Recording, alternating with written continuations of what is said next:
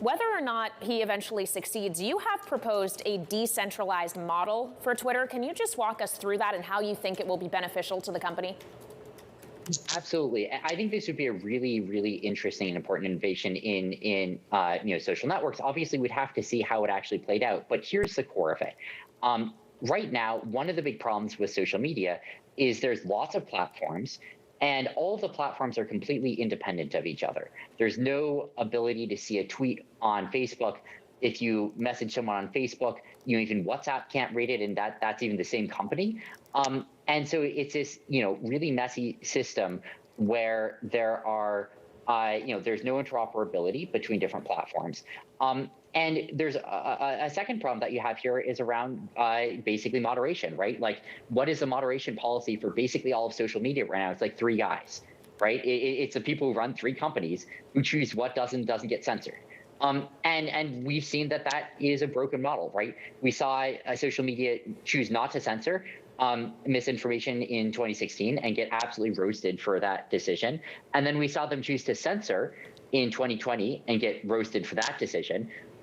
And so here's the core of what I think would be really exciting, would be that you take a blockchain, you put the actual underlying messages directly on the blockchain.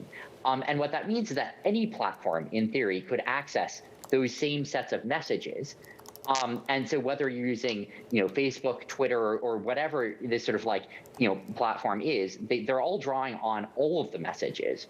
They can all write to this blockchain. They can all read from it. What they are is different interfaces, effectively, living in this same universe. And one of the cool things that falls out of that is, first of all, you have interoperability between platforms, which solves a lot of these network problems and allows for more competition because it means new people can enter this space without being miles behind in terms of, user base growth.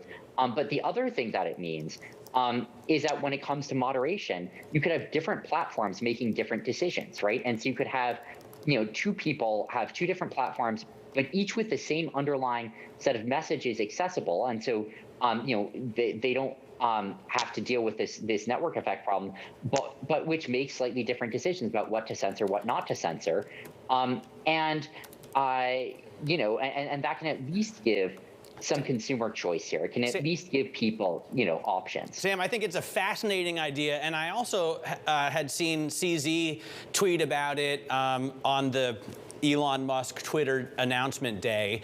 I'm just wondering, have you talked to Elon about this?